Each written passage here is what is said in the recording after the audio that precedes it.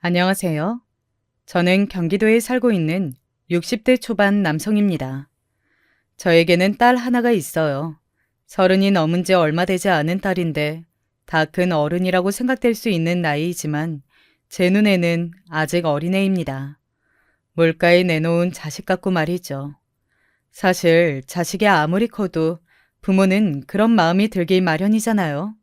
남들이 볼 때는 어른 같아도 제 눈에는 언제나 아직 어린 아이일 뿐인 저희 딸도 그랬습니다.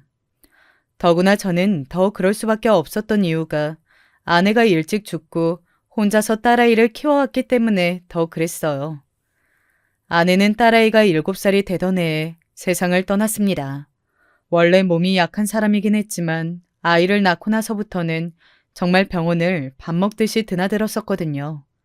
그래서 딸아이는 자신의 엄마 얼굴도 잘 기억하지 못해요. 남겨진 사진들로 추억할 뿐이죠. 홀로 아이를 키워내는 건 쉬운 일이 아니었습니다. 저는 부모님도 안 계셨었고 아내의 친정은 애초에 처음부터 결혼을 반대했었기 때문에 저와 손녀인 딸아이를 모른 척했어요. 아내의 병원비가 고스란히 빚으로 남았지만 그 이야기 자체를 하지 않았습니다. 자신들의 자존심 때문에 아픈 딸마저 모른 척했던 아내의 친정 식구들에게 아쉬운 소리를 하고 싶지 않았거든요. 이쯤 되면 아내와 저는 어떻게 만났는지, 어떤 환경에서 어떻게 결혼해서 살았는지 궁금해하실 분들이 많으실 것 같으니 그 부분에 대한 이야기를 해드릴게요. 저와 아내는 우연히 도서관에서 만났습니다. 저는 당시에 중졸이어서 고등학교 검정고시를 보기 위해 공부 중이었거든요. 중졸을 써주는 곳이 없더라고요. 그리고 아내는 대학생이었고 말이죠. 이 차이만 봐도 왜 저희가 반대하는 결혼을 했는지 아시겠죠? 하지만 저와 아내는 서로를 정말 많이 사랑했습니다. 그래서 헤어질 수 없었어요. 아내는 혹시나 아이를 먼저 가지게 되면 허락이라도 해주지 않을까라고 하더군요. 당시에는 굉장히 어리석은 생각이었지만 그때는 그러면 될 줄 알았거든요. 그래서 아내는 결혼보다 임신이 빨랐습니다. 그리고 아이를 가진 몸을 이끌고 아내와 아내의 친정에 갔었어요. 여기가 어디라고요? 니들이 그러고 오면 내가 허락을 해줄 것 같았니? 어디서 그런 괘씸한 생각을. 나가거라. 나는 오늘부터 딸도 없는 셈 칠 테니 니들끼리 잘 살아. 오히려 더 화를 내시면서 아내를 다시는 보지 않겠다고 선언하셨습니다. 그때는 너무하다고 생각했는데 이제 한 아이의 아빠가 된 입장에서는 당시에 저희가 정말 철이 없었다는 생각이 들긴 해요. 만약에 내 딸이 저러고 오면 어떨까 하는 생각을 하면 저 역시 복장이 뒤집히니 말입니다. 저와 아내는 그렇게 결혼에 잘 살았습니다. 물론 때때로 힘들었던 시기가 있긴 했어요. 워낙 힘들게 살았다 보니 어쩔 수 없었습니다. 하지만 아내나 저나 후회하지 않았어요. 눈에 넣어도 아프지 않을 사랑하는 딸아이를 얻었고 그 누구보다 서로를 사랑했으니 말입니다. 하지만 아내가 아프고 나서는 저는 후회를 많이 하긴 했습니다. 만약 당신이 당신 집에서 호강하고 살았으면 이렇게 아프지 않지 않았을까? 그런 게 어딨어. 병원에서도 돈으로 고칠 수 있는 게 아니라고 했잖아. 아니, 고생을 안 했으면 애초에 아프지 않았을 수도 있잖아. 나는 고생했다고 생각하지 않아. 당신이랑 지은이랑 살면서 행복만 했는걸. 그러니까 나중에라도 혹시나 당신 자신을 탓하지는 마. 나는 내가 행복한 길을 찾아서 당신이랑 결혼하고 지은이를 낳은 거니까. 아내는 그렇게 말해주었지만 저는 마냥 그렇게 생각할 수만은 없었습니다. 결국 아내가 세상을 떠났으니까요. 슬픔에 오가는 사람의 얼굴들도 제대로 기억하지 못하던 그 장례식장에서 한 사람만은 또렷이 기억합니다. 바로 아내의 어머니이자 제 장모님이던 그분 말입니다. 자네가 죽인 거네. 고생 안 했으면 아프지도 않았겠지.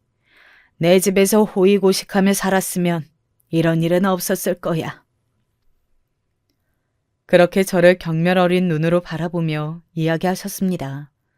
그리고는 죽음이 뭔지 엄마가 어딜 갔는지도 모른 채 엄마를 찾고 있는 딸아이를 매몰찬 얼굴로 바라보며 이야기하셨어요. 어디 한번 딸 가진 부모의 마음이 대봐. 이 아이가 다 커서 꼭 자네가 반대하는 결혼을 하길 바라네. 그리고 나한테는 절대 찾아오지 말고 이 애고 자네고 내 딸 잡아먹은 것들 2번 다시는 보고 싶지 않으니까. 그리고 장례를 다 치를 때까지 오시지 않았다가 아내를 화장한 뒤 유골 안치를 본인이 하겠다며 사람을 보냈어요. 더 좋은 곳에 모시는 게 좋지 않겠냐는 그 사람의 말에 돈이 없어 그것조차 못해주는 저를 원망하며 울었던 기억이 납니다. 그러고는 아내의 유골을 보냈어요. 아내를 보내고 엄청 울었던 기억이 있네요. 그리고 그 후에는 정말 슬퍼할 정신조차 없는 삶을 살았습니다. 뭐 하나 가진 것 없는 호라비가 혼자 딸을 키워내는 건 생각보다 더 힘든 일이었거든요. 게다가 저는 남부러울 것 없이, 아니 적어도 남들이 하는 건 다 해주고 싶었고 말이죠. 힘이 들긴 했습니다. 엄마 노릇도 아빠 노릇도 둘 다 해내려니 말이죠. 하지만 자식 둔 부모가 못할 일이 뭐가 있겠어요. 그런 마음으로 다 해냈습니다. 제가 복이 많은 건지 딸아이는 속 한 번 썩이지 않고 잘 자라주었어요. 공부도 곧잘해서 학교도 좋은 곳으로 갔고 말이죠. 물론 고등학교 때 더 좋은 학원을 보내주었다면, 과외시켜주었다면 하는 후회가 저는 남긴 하지만 아이는 제가 그런 걸 못해줘서 미안하다고 하면 손사래를 치며 이렇게 말했습니다. 나는 아빠가 그런 말을 하는 게 싫어서 더 열심히 한 거야. 내가 만약에 그런 혜택을 다 누리고 공부했으면 지금보다 더 못했을 수도 있어. 아빠가 여기서 어떻게 더 잘해? 자꾸 그런 말 하면 내가 미안해하니까 그런 말은 이제 그만하세요. 라고 말이죠. 참 효녀죠. 그렇게 학교에 들어가고 4년 내내 장학금을 받았어요. 그러면서 과외 아르바이트도 했고 말입니다. 성인이 된 이후로는 저에게 한 번도 손을 벌린 적이 없어요. 저는 그렇게 애쓰는 딸아이가 마음이 쓰였지만 또 아는 체로 하면 아빠한테 미안하다고 그럴까봐 그냥 대견하게만 생각하려 노력했던 것 같습니다. 딸아이는 제 별 볼 일 없는 인생의 유일한 자랑거리였어요. 예쁘고 착하고 공부도 잘하고 말이죠. 그렇게 딸아이에 대한 사랑이나 얼마나 소중한지를 생각할 때마다 장모님이 전에 하셨던 이야기가 떠올랐습니다. 속 썩이는 결혼 꼭 하라던 그 말 말이죠. 그러면서 그때 얼마나 아내를 저에게 주기 싫으셨는지에 대한 이야기도 공감이 됐어요. 저라도 정말 싫었을 것 같더라고요. 막연하게 그런 생각을 했던 적이 있습니다. 만약에 딸아이가 저처럼 중졸이고 제대로 된 직업도 없고 미래가 제대로 보이지 않는 부모도 없어서 어디서 굴러먹다 온지도 모를 그런 남자와 결혼하겠다고 데려오면 어떤 기분이 들지 말입니다. 끔찍하더군요. 그렇다고 자기 딸이 죽을 때까지 모른 척을 했던 장모님의 마음을 다 이해한 건 아니었지만 어느 정도 이해가 되긴 하더라고요. 그런 걱정들을 심심치 않게 하게 된 어느 날이었습니다. 딸아이가 남자를 소개해준다고 하더군요. 굉장히 수줍은 얼굴로 결혼하고 싶은 사람이 생겼다고 말하는데 어딘가 덜컹하는 기분이 들었습니다. 벌써 딸아이가 시집갈 나이가 되었나 하는 세월의 무상함, 그리고 이제 떠나 보내야 할 때가 왔다는 서운함, 그리고 아이가 엄마 없이 이렇게나 잘 자랐구나 하는 애틋함과 함께 걱정도 되긴 했어요. 혹시나 하는 마음의 말입니다. 하지만 그런 제 걱정과는 달리 사윗감은 매우 훌륭한 사람이었습니다. 부잣집 아들의 학교도 딸아이보다 더 좋은 학교를 나왔고 직업도 마찬가지였고 말입니다. 우리 딸 어디가 그렇게 좋은가? 뭐든 열심히 하는데 그걸 하나도 내색하지 않은 게 마음에 걸렸어요. 그래서 매번 챙겨주고 싶었고요. 그러다 보니 자연스럽게 마음이 갔던 것 같습니다. 제가 늘 딸아이에게 하는 생각이었거든요. 뭐든 열심히 하는데 하나도 내색하지 않은 걸 말입니다. 그래서, 아, 우리 딸아이를 정말 많이 생각하고 정말 좋아하는구나 싶어 마음이 놓였어요. 그런데 그쯤 되니 이제는 다른 걱정이 되기 시작했습니다. 우리 집이 많이 기우는데 댁에서 반대는 안 하시겠나? 제가 좋다고 하면 허락하실 거예요. 저희 부모님은 제 안목을 믿으시니까요. 그렇게 자신만만하게 이야기하더군요. 그래서 믿었습니다. 아, 저런 훌륭한 아들을 낳으려면 부모님도 훌륭하신 분이겠구나 하면서 말이죠. 하지만 현실은 그렇지 않았어요. 뭐 어느 부모든 자기 자식이 더 아깝고 더 잘나 보이겠지만 그댁 부모님도 장난이 아니긴 하셨습니다.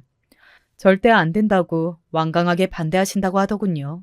사실 이것도 딸아이가 직접 말해준 건 아니었습니다. 너 요즘 무슨 일 있어? 무슨 일 있을 게 뭐가 있어. 없어요. 딸아이가 웃으며 그렇게 말했지만 도저히 믿을 수가 없었습니다. 그렇다기엔 너무 표정이 좋지 않았거든요. 하지만 걱정시키고 싶지 않아 하는 마음으로 말을 하지 않은 것 같아서 그냥 뒀어요. 곧 해결되었으면 하는 마음으로 말입니다. 대충 눈치로 결혼 문제겠거니 했어요. 그리고 자연스럽게 반대하시나 보다 했고 말이죠. 그건 제가 나설 수 없는 부분이잖아요. 우리 딸 반대하는 집에 저도 딸을 보내고 싶지 않았지만 어떻게 보면 당연히 반대할 수 있는 입장이라고 생각하기도 했고 또 딸아이가 좋아하는 사람인데 저까지 나서서 마음을 힘들게 하고 싶지 않은 마음도 있었고 말이죠. 하지만 얼마가 더 지나도 딸아이는 여전히 힘들어했어요. 그래서 사위에게 연락했습니다. 그리고 무슨 일인지 물었어요. 처음에는 말하기 곤란해하는 얼굴을 하더군요. 그래서 제가 그냥 직접적으로 물어봤습니다. 혹시 자네 집에서 반대를 하나? 순간 사위는 놀란 듯 눈을 크게 뜨더군요. 그리고는 제 눈치를 살폈습니다. 혹여나 저까지 반대라 하면 어쩌나 하는 것 같았어요. 저는 꼭 지은이랑 결혼할 겁니다. 그러니까 아버님 저를 믿고 당분간만 그냥 지켜봐 주시면 안 될까요? 내가 자네를 믿지 못하는 게 아니야. 그리고 화가 나는 것도 아니네. 그냥 나는 지은이가 걱정되는 거야. 저는 사실 딸아이를 위해서라면 자존심이고 뭐고 다 버릴 수 있었습니다. 제가 걱정하는 단 한 가지는 딸아이가 혹여 상처받지 않을까 하는 것뿐이었어요. 혹시나 마음이 다쳐서 오래도록 힘들어하면 어떡하나 하는 것 말입니다.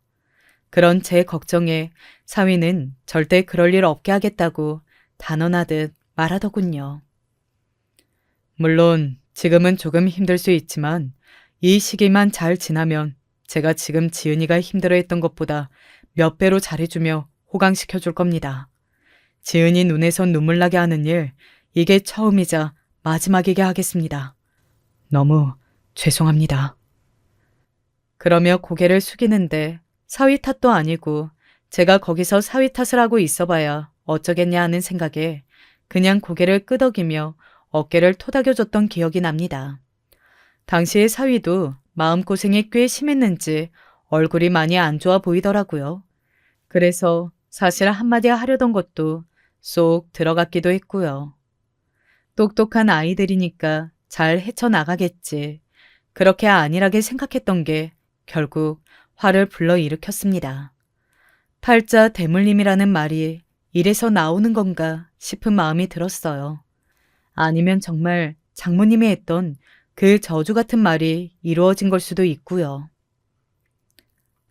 아빠, 나 임신했어. 어느 날 딸아이가 죽을 죄를 지은 듯한 얼굴을 하고 와서는 그렇게 말하더군요. 직감적으로 알 수 있었습니다.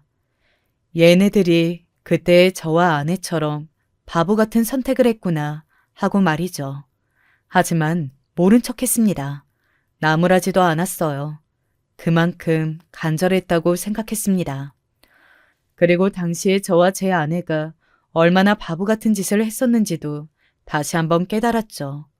물론 딸아이가 지금 세상에서 제일 소중한 존재긴 하지만 그런 선택을 한 건 바보 같았던 게 맞으니까요. 그리고 그 집에서는 한바탕 난리가 난 것 같았습니다.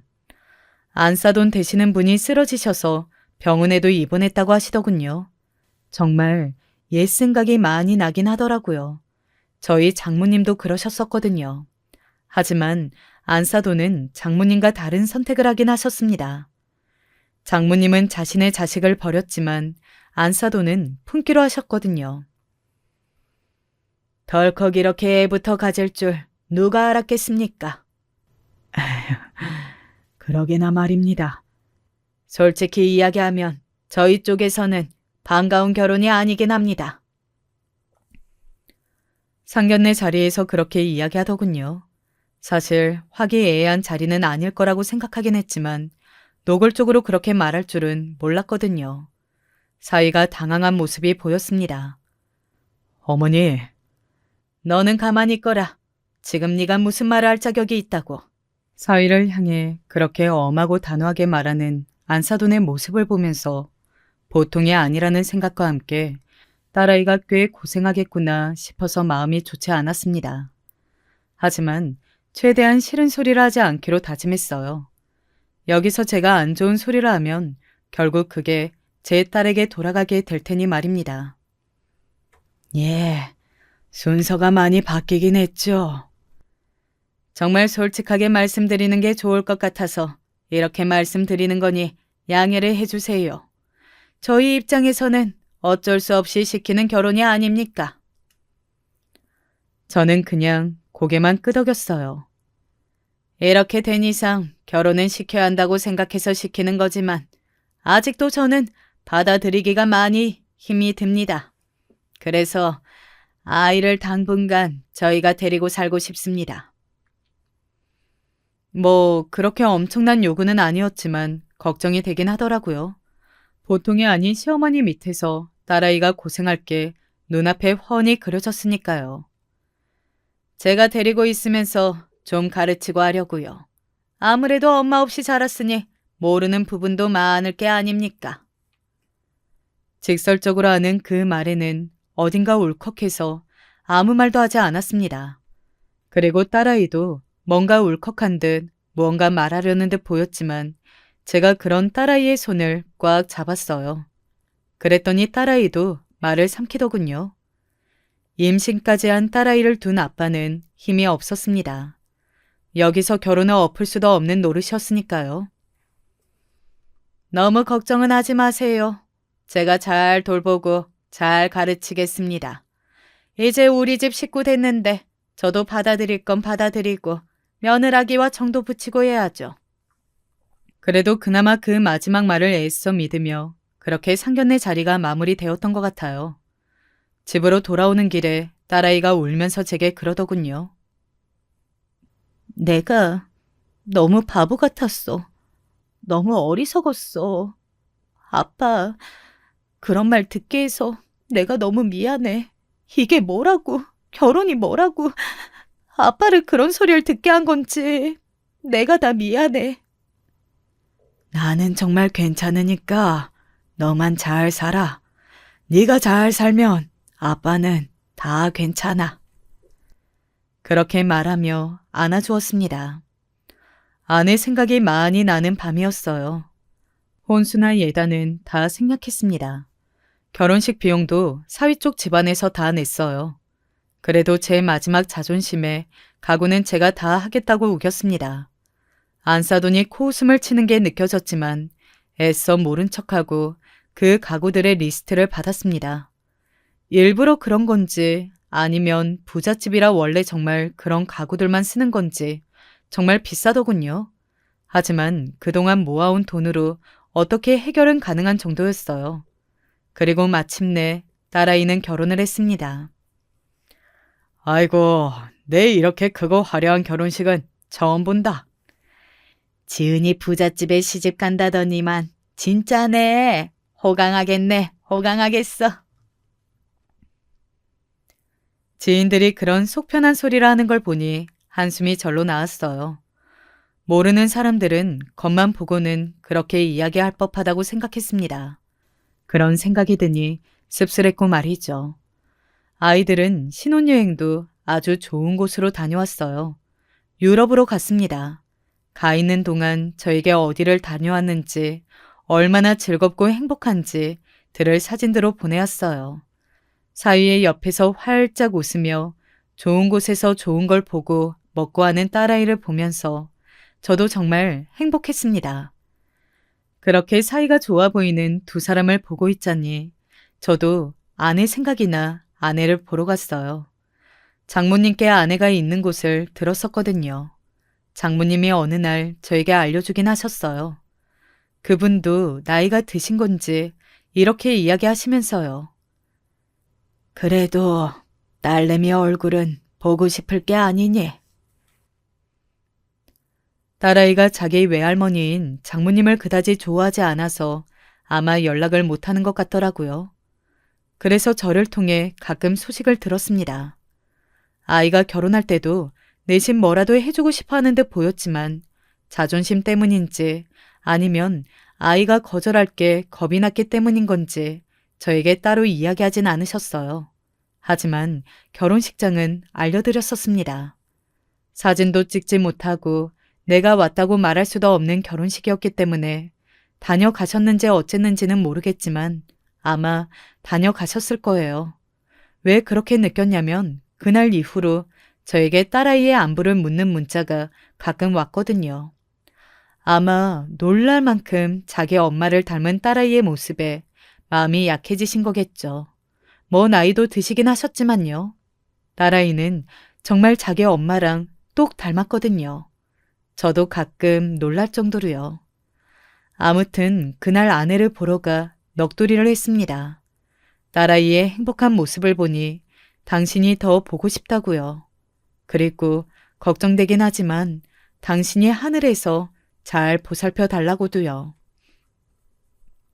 딸아이는 흔히들 이야기하는 청담동 며느리가 되었습니다. 좋은 곳에 살면서 좋은 옷을 입고 좋은 차를 끌고 다니는 겉으로만 봤을 때는 남들이 선망하고 부러워하는 삶을 살게 되었어요. 그리고 결혼한 지 얼마 되지 않아서는 연락도 자주 오고 꽤 자주 찾아오기도 했어요. 그런데 점점 딸아이가 변하기 시작했습니다. 진짜 그런 건지 아니면 지금 몸이 좋지 않아 그런 건지는 모르겠다 생각했지만 말이죠. 연락이 뜸해지고 제가 먼저 전화를 해도 빨리 끊고 싶어 하는 게 느껴졌어요. 처음에는 시어머니의 눈치를 보나 싶었는데 그럴 일이 반복되니 어딘가 기분이 이상하더라고요. 부잣집에 시집가서 가난한 아빠는 이제 신경 쓰고 싶지 않아진 거 아니야? 우리 지은이가 그럴 얘야? 너무 쉽게 아닐 거라고 말하지 마라. 자네도 알다시피 돈은 무서운 거야. 돈 앞에서는 장사 없고 변하지 않는 사람 없어. 그날 친구와 크게 다퉜어요. 평소에 저라면 무슨 그런 말을 하냐, 아니다 하며 그냥 대수롭지 않게 넘겼겠지만 아마 그날은 저도 마음에 걸리는 게 있으니 더 그렇게 과민하게 반응을 했을 겁니다. 그래서 더 아니라는 걸 증명하고 싶었는지도 모르겠어요. 그런 마음에 다음날 바로 딸아이에게 연락했었습니다. 얼굴 좀 보고 살자고요. 보고 싶다고요. 그런데 딸아이는 단칼에 거절하더군요. 사실 저도 그렇게 바로 거절할 줄은 몰랐던지라 많이 놀라긴 했었던 것 같아요. 지금 제가 몸 상태도 좋지 않고 나중에요, 아빠. 내가 집 주변으로 갈 테니 잠깐 얼굴이라도 보여주면 안 되겠니? 임산부한테 좋다는 것들도 내가 많이 사놨는데. 좋은 거 많이 먹고 잘 지내고 있으니까 그런 거 저 안 주셔도 돼요. 정말 컨디션이 안 좋아서 그런 거니까 제가 좋아지면 연락 다시 드릴게요. 이만 끊을게요. 지은아, 지은아! 제 말은 듣지도 않고 전화를 끊어버리더군요. 딸아이가 변한 것 같다는 주변 사람들의 말에 절대 아니라고는 했지만 저도 마음 어딘가에는 그런 생각을 품고 있었던 것 같습니다. 그날 속이 너무 상해서 혼자 술을 마셨어요. 누군가에게 털어놓으면 또 그 누군가는 딸아이의 험담을 할 게 뻔한데 그 소리는 또 듣기 싫었거든요. 그래서 아무에게도 말하지 못하고 혼자 속으로만 삭혔습니다. 여보, 내가 착각을 하는 거겠지? 우리 지은이가 그럴 일 없는데, 그치?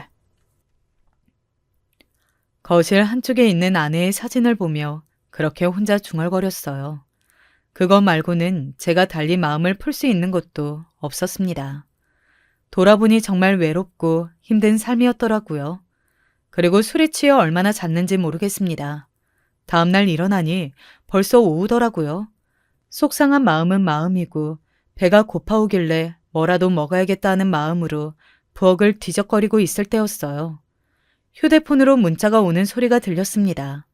사실 그즘 제 휴대폰으로 연락이 오는 건 스팸 문자나 광고 문자 같은 것들밖에 없었거든요. 그래서 확인하지 않았어요. 안 그래도 속상한 일이 많은데 그런 문자까지 보면 더 속이 상할 것 같았거든요. 기분 전환이 필요하다고 생각했습니다. 이렇게 계속 혼자서 술만 마시고 우울해하는 건 멋진 아버지의 모습이 아니잖아요. 저는 저희 딸아이에게 멋진 아버지가 되는 게 언제나 1순위였거든요. 오랜만에 집 청소를 하고 빨래하고 목욕까지 다녀왔어요. 널려있는 이불을 보며 이렇게 생각했습니다. 그래, 지금은 임신 기간이고 몸도 정신도 많이 힘들 때지. 나까지 더 신경 쓰이게 하지 말자. 구요. 그리고 그날 한 번도 확인하지 않은 휴대폰을 확인했어요. 그러고는 놀랐습니다. 스팸 문자인 줄 알고 확인도 하지 않았던 그 문자가 딸아이에게서 온 문자더라고요. 서둘러 내용을 확인했어요. 그리고 오늘 하루 종일 다짐했던 그 마음이 한순간에 물거품이 되었습니다. 사실 아빠 수준 차이가 너무 나서 이 집에 들어와서 내내 너무 부끄러웠어요. 연락 자주 하지 마세요. 그냥 영 끊었다. 딸 없다고 생각하고 사세요. 라는 문자가 와 있었거든요. 문자를 보자마자 손이 덜덜 떨려왔습니다. 그리고 바로 딸아이에게 전화를 걸었어요. 그런데 없는 번호라고 뜨더라고요. 설마 잘못 걸었나 싶어 다시 확인했지만 그 번호가 맞았습니다. 저는 그대로 그 자리에 주저앉았어요. 저도 모르게 눈에서 눈물이 흐르더라고요. 허망하다는 게 이럴 때 쓰는 말이구나 하는 게 온몸으로 그렇게 와닿았던 적이 없었던 것 같습니다. 그렇게 한참을 그 자리에 앉아서 멍하니 눈물을 흘렸습니다. 얼마나 시간이 지났는지도 모르겠더라고요. 그냥 창밖을 보니 하늘이 새까맣게 변한 걸로 봐서는 밤이 늦은 시간인 것 같았어요. 문득 죽고 싶다는 생각이 들더라고요. 이렇게 살아서 뭐하나. 아내가 죽고 제 인생에는 딸이 전부였습니다. 딸을 위해서라면 못할 게 없었고 실제로 제 삶 거의 모든 부분을 포기한 채 살았어요. 엄마 없는 티가 나지 않았으면 하는 마음에 가발을 사서 밤을 새워 머리를 묶는 법을 공부하기도 하고 어떻게 하면 도시락을 예쁘게 쌀 수 있을지도 매일같이 연구했습니다.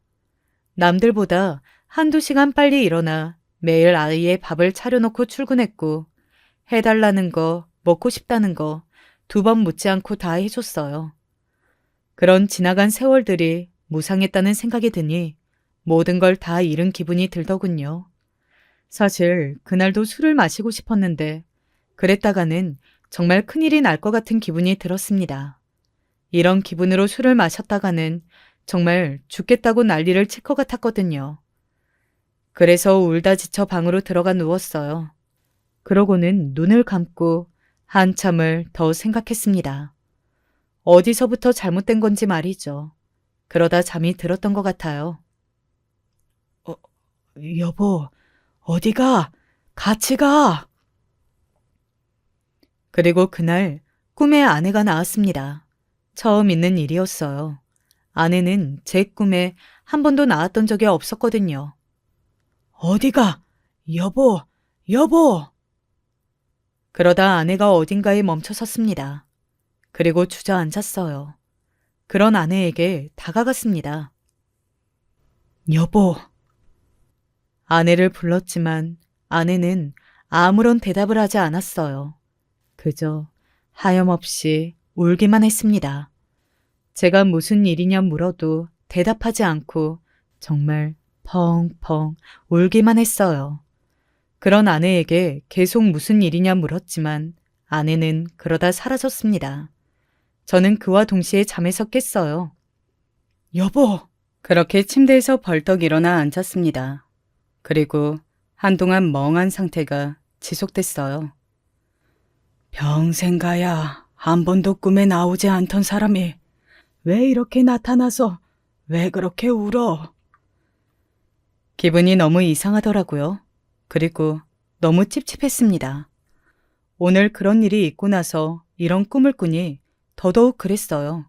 마치 딸아이에게 어떤 일이 생긴 것 같은 기분이 들더라고요. 딸아이에게 다시 전화해봤지만 여전히 없는 번호라는 안내음만 들려왔습니다. 시간을 보니 새벽 5시쯤 되었던 것 같아요. 그래서 일단은 기다렸습니다. 이 시간에 사돈댁에 찾아가는 건 아무리 그래도 예의가 아니긴 하잖아요.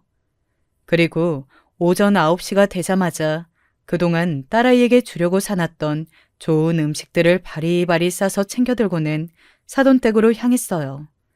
전에 한번 와본 적이 있었는데 잘 기억이 나지 않아 그 기억을 더듬어 가느라 시간이 꽤 걸렸던 것 같습니다. 원래라면 1시간이면 갈 거리를 거의 3시간 만에 도착했으니 말이죠. 사돈댁은 여전히 으리으리하더군요.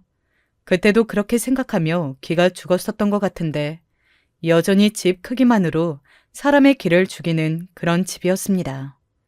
심호흡하고 배를 눌렀어요. 그리고 일하시는 분으로 보이는 분이 누구인지를 물어왔습니다. 누구세요? 이 집 며느리 지은이 애비 되는 사람입니다.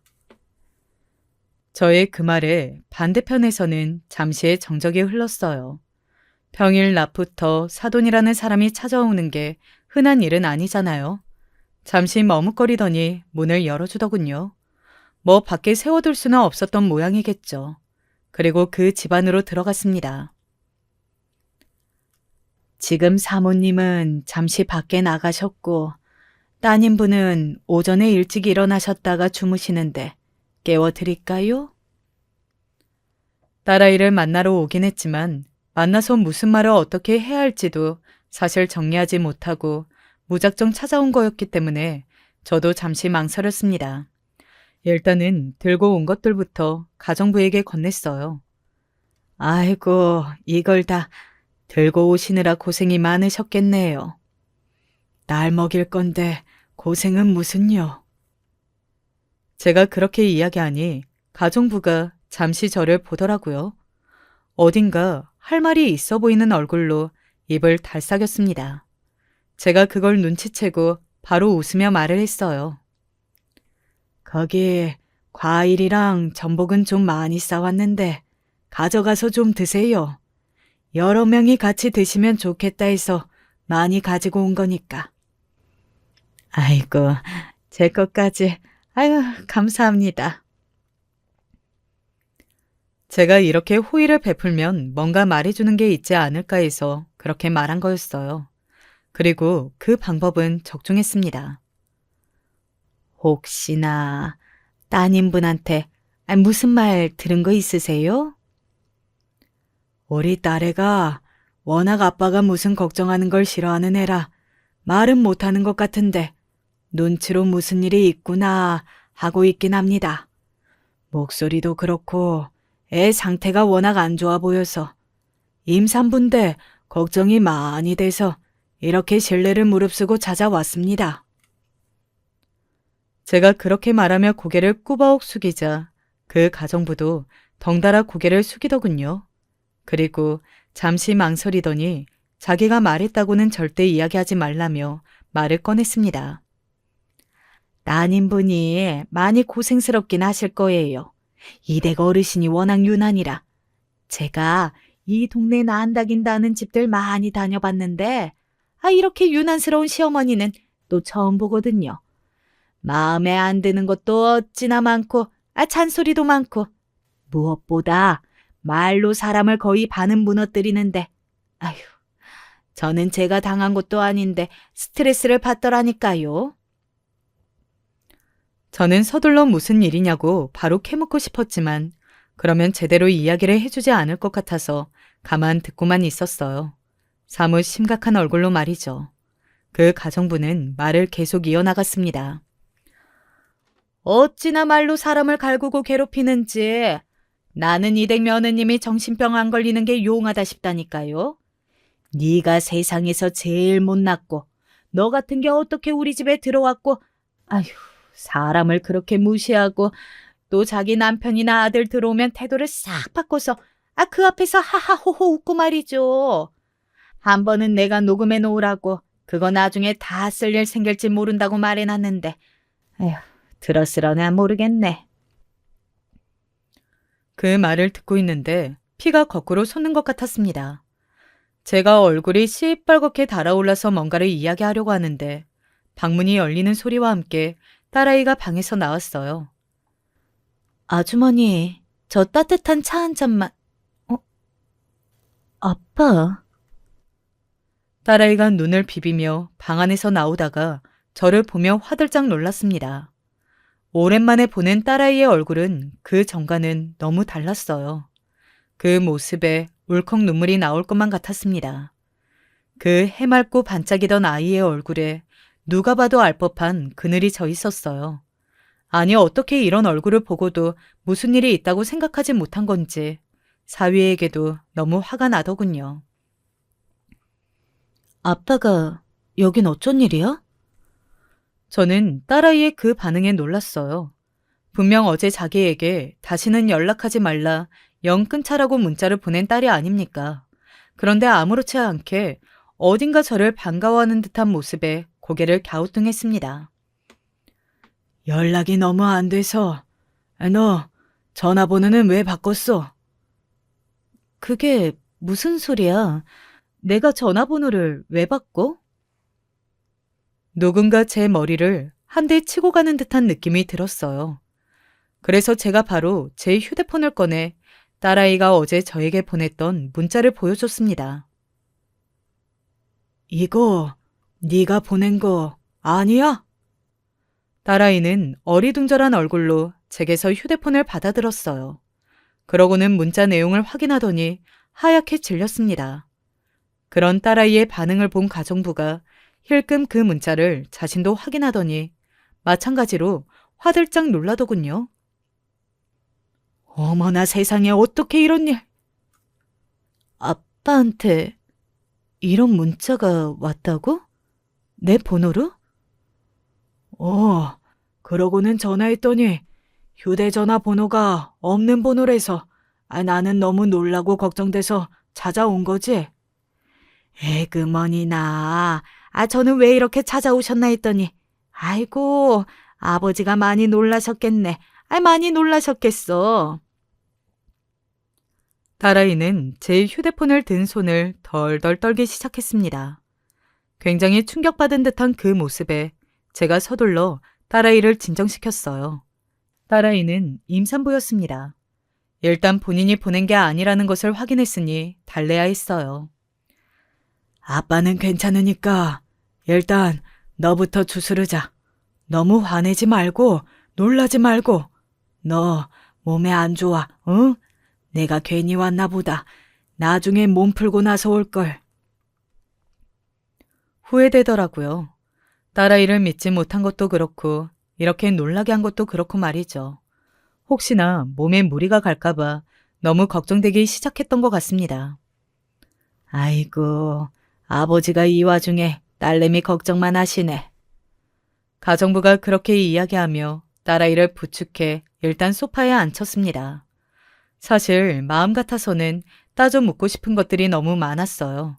지금 당장이라도 안사돈에게 왜 그렇게 한 건지, 우리 애를 이렇게 대할 거면 데려가겠다고 버럭 소리를 지르고 싶은 심정이었지만 지금 그렇게 한다고 제가 뭘 할 수 있을지 생각해보니 답이 없더라고요. 딸아이를 그 집에서 데리고 나올 수 있는 것도 아니고 뭔가를 당장 해결해주거나 복수를 해줄 만큼 능력이 있는 것도 아니었고 말이죠. 일단은 모른 척하고 있거라. 네? 어떻게 그래요? 지금 당장 네가 네 시어머니를 이길 수 있는 것도 아니고 너도 마음을 정해야지. 계속 이런 식으로라면 네 남편이랑 살 수 있는지 아닌지. 일단 내가 오늘 온 거랑 이 문자를 네가 본 것도 모른 척해. 아버지가 방법을 찾아보고 조만간 다시 연락을 하마. 그동안 네가 또다시 마음고생을 할까봐 나는 그게 걱정이다. 저는 괜찮아요. 근데 어떻게, 무슨 방법을 찾아보시겠다는 거예요? 나도 생각이 있으니 그건 네가 너무 걱정하지 말고. 그렇게 이야기하고 그 집을 서둘러 나왔습니다. 그리고 가져다 준 음식들을 일하시는 분들끼리 나눠 드시라고 했어요. 제가 사모님 모르게 요리 잘해서 따님분 잘 먹일게요. 그니까 너무 걱정하지 마세요. 그 말이 정말 고맙더군요. 이쯤 되면 알아차리신 분들도 계시겠지만 저는 그 길로 장모님에게 연락했습니다. 사실 제 능력에, 제 인맥에 아무리 머리를 굴려봐도 그 집에 대항할 만한 뭔가를 할 수가 없겠더군요. 그렇다고 사위와는 아무런 문제가 없는 딸아이를, 그것도 아이까지 가져 배가 남산만한 아이를 무작정 데리고 나올 수도 없는 노릇이었고 말이죠. 무턱대고 만나자는 제 말에 장모님은 약간 놀라신 듯 했지만 그래도 별말 없이 그러겠다고 하시더군요. 이런 일이 평생 처음이니 무슨 중요한 일이 있겠거니 하신 모양이었습니다. 자네가 나한테 만나자고 연락을 먼저 다 하고 오래 살고 볼 일이네. 제가 만나자는 연락에 이렇게 나와주신 것도 마찬가지죠 뭐. 뭐든 시간이 지나면 나아지는 것들이 있다더니 저와 장모님도 그런 모양이었습니다. 많이 유해진 그분을 보면서 그런 생각을 든 것도 잠시 서둘러 용건을 이야기했어요. 딸아이가 시댁에서 안 좋은 일을 당하고 있는 모양이에요. 제 말에 장모님이 화들짝 놀라시더군요. 부잣집에 시집가서 귀한 대접받으며 잘 살고 있는 줄 아셨다고 하더라고요. 알고 봤더니 그동안 소녀가 시집간 그 집안에 대해 나름 조사도 하면서 지내신 것 같았습니다. 내가 좀 여기저기 물어봤는데 밖에서는 며느리 이쁘고 귀하다고 엄청나게 그러고 다니는 것 같더니 집안에서는 영 딴판인 모양이네. 장모님이 짐짓 화가 난 말투로 그렇게 말했습니다. 그런 장모님에게 여태 있었던 일을 다 이야기했어요. 제가 이야기를 할수록 장모님의 얼굴은 심각해져만 갔습니다. 제 이야기를 모두 들은 장모님이 벌떡 일어나셨어요. 사실 다 의도한 거긴 했습니다. 장모님의 성격을 알았고 요즘 장모님이 자기 손녀딸을 생각하는 걸 보고 있으면 이 일을 듣고 가만히 있지 않을 걸로 생각했거든요. 하지만 우선은 제가 말렸어요. 장모님, 일단은 진정하세요. 진정? 내가 지금 진정하게 생겼나? 내 성격 알면서 나한테 이 이야기 한 건 자네야. 아니, 그 집을 가만히 두자는 말이 아닙니다. 제 생각을 한번 들어보시라는 거예요. 그리고선 딸아이에게 받은 녹음본을 건넸습니다. 그때 가정부의 좋은 대로 딸아이는 자기 시어머니의 폭언을 다 녹음해 두고 있었고 그걸 전달받았었거든요. 그 녹음본을 듣는 장모님의 안색이 하얗게 질려갔습니다. 어디서 감히 내 손녀한테. 그분이 아주 독실하다고 하더라고요. 주말마다 교회도 가고 교회 사람들 앞에서는 세상 좋은 사람인 척 한다고요. 그날 그런 이야기도 가정부에게 들었었거든요. 교회 사람들은 사모님이 천사인 줄 아는데 하면서 비꼬듯 하는 말입니다. 그래서 제가 생각한 건 그거였어요. 자신이 가장 좋은 사람인 척 구는 그곳에 이 폭탄을 터뜨리기로 말입니다. 하지만 그 교회는 아무나 갈 수 있는 게 아니더라고요. 사회적으로 어느 정도 지위가 있거나 돈이 있는 사람들이 많이 다니는 교회이다 보니 저 같은 사람이 그곳에서 이 폭탄을 투하할 수는 없겠다는 생각이 들어 장모님께 부탁하러 갔던 거였습니다. 장모님이라면 그곳에 들어갈 수 있겠다 싶어서요. 그래, 아주 사회생활을 다 아작내버리는 것도 좋은 방법이겠구먼. 장모님이 저의 제안을 받아들였습니다. 그리고 저는 장모님에게 부탁해 아이들이 그 집을 나와 새로 살 집을 하나 마련해 달라고 했어요. 사위가 딸아이를 선택하면 당장 둘이 나와 지낼 곳이 필요하잖아요. 몸도 무거운데 아무 곳에서나 지낼 수도 없는 노릇이었고요.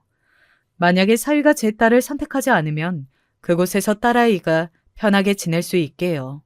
장모님은 다 들어주셨습니다. 이런 말을 하긴 하셨지만 말이죠.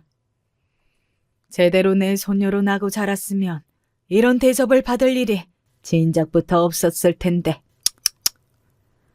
아직도 제가 마음에 들지 않는 듯 보이는 건 여전했지만요. 그렇게 녹음본을 장모님이 들고 가시고 얼마 지나지 않아 그 녹음본이 그 교회에 모두가 모인 일요일 오전에 스피커를 통해 울려 퍼졌다고 들었습니다. 이 찢어 죽일려니? 너 같은 건 그때 절대 우리 집에 들어오지 못하게 해야 했던 건데 어디서 이런 못 배워먹은 년이 내 며느리랍치고 들어왔는지. 너는 집에 그냥 갇혀서 살아. 밖에 어디 쪽팔려서 데리고 다니겠니? 애 낳아도 네가 키울 생각은 하지 마라. 우리 아들 핏줄이 멍청한 인연 손에서 자라는 거 나는 못 본다. 폭언들이 녹음된 음성이 교회 전체에 울려 퍼졌습니다. 그리고 사람들은 금방 그 목소리의 주인공이 누구인지 알아차렸다고 하더군요. 얼굴이 시뻘개져서 도망가려고 교회를 나오던 안사돈의 앞에 장모님이 서셨다고 합니다. 네가 우리 손녀딸한테 저런 소리 한 년이지, 어? 손녀, 손녀라니요? 엄마 쪽 식구들과는 영 끊었다고 들었는데? 내가 안 끊었다, 이년아. 장모님은 그렇게 이야기하고는 바로 안사돈의 머리채를 잡으셨다고 하더군요. 그 일은 그 교회 사람들 사이에서 엄청난 이슈가 됐다고 합니다. 그리고 당연하게도 안사돈은 다시 그 교회에 나갈 수 없게 되었어요. 물론 인간관계도 박살이 났다고 들었고 말이죠. 명예훼손으로 고소하겠다고 했지만 그마저도 바깥사돈에 의해 막혔다고 들었습니다. 바깥사돈이 정말 화가 머리끝까지 나서 이혼을 한 해 만에 하는 소리까지 나왔다고 하더라고요. 그리고 안사돈이 무릎을 꿇고 싹싹 빌었다는 말도 말이죠. 이 이야기는 당연히 제 딸아이와 사위에게서 들은 내용입니다. 사위는 너무나 다행스럽게도 그 일을 알게 되고 제 딸과의 연이 아닌 자신의 어머니와 연이 끊어내는 걸 택했어요. 그리고 저에게 찾아와 무릎을 꿇었습니다. 바쁘고 정신없다는 이유로 아내를 제대로 살피지 못한 제 잘못도 큽니다. 그러니 제발 갈라서라는 말만큼은 하지 말아주세요. 부탁드립니다, 장인어른. 저에게 앞으로 정말 잘하겠다는 이야기를 거의 100번쯤 하고 나서야 제 입에서 알겠다는 말을 들을 수 있었습니다. 딸아이는 자기 외할머니가 마련해준 집으로 가고 싶어 하지 않았지만 제 모든 이야기를 듣고 한번 만나나 보기로 한 것 같더군요. 그리고 참 오랜 시간 대화를 나눈 것 같았습니다. 그러고선 자신의 외할머니가 사준 그 집으로 들어가 살았어요. 얼마 지나지 않아 딸과 아내를 꼭 빼닮은 손녀가 태어났습니다. 정말 눈에 넣어도 아프지 않을 것 같다는 게 이럴 때를 두고 하는 말인 것 같더라고요. 가장 반가운 사람은 다름 아닌 장모님이었고 말이죠. 사실 장모님과 완전히 풀지 못한 부분도 많고 아마 죽을 때까지 용서하지 못할 부분도 있을 겁니다. 서로가 서로에게 말이죠. 하지만 얼굴은 보고 살기로 했어요. 무엇보다 아내를 추억하는 사람이 많지 않았기 때문에 그런 사람 하나하나가 귀했거든요. 사위는 자신의 어머니와는 만나지 않았지만 그래도 아버지와는 만나나 보더라고요. 소녀를 보고 싶어 하셔서 보여줬다는 이야기도 들었습니다. 주변의 이목을 그렇게 신경 쓰고 걱정했던 안사도는 집안에서 한 발짝도 나오지 않은 채 칩거 생활을 하고 있다고 하더군요. 그렇게 밖에 나다니면서 자랑하는 걸 세상에서 가장 좋아하는 사람에게는 가장 큰 벌이라는 생각이 들었습니다. 세상 사람들이 자신의 치부 같은 본 모습을 안다고 생각하면 꽤 많이 괴로울 것 같긴 하더군요. 생각보다 장모님이 굉장히 그쪽에서 파워가 있으신 분인지 사돈댁에서도 놀라서 번갈아 가며 사과로 오기도 했었습니다. 장모님 말씀으로는 안사도는 다시는 그쪽에 발을 붙이지도 못할 거라고 하시더군요. 아마 뭔가 손을 써놓으신 거겠죠. 저는 요즘 너무 행복합니다. 그래서 미안할 만큼 말이죠. 아내는 그렇게 사랑했던 자신의 딸이 자라서 결혼하고 또 저렇게 예쁜 소녀를 낳아 잘 기르는 모습을 하나도 보지 못하고 떠났으니까요. 그래도 그날 엄마가 아빠 꿈에 찾아온 걸 보면 어딘가에서 다 보고 계시다는 거 아닐까? 그렇겠지. 나는 뭔가 엄마가 나를 지켜주는 듯한 기분이 들어. 딸과 그렇게 이야기하며 울었던 것 같아요. 이번 아내의 생일에는 이제 조금 커서 멀리 외출해도 될 것 같은 제 손녀를 데리고 다 같이 갈 예정입니다. 장모님에게도 이야기했더니 내색은 안 하지만 반가워하시는 것 같더라고요. 제 이야기는 여기까지입니다.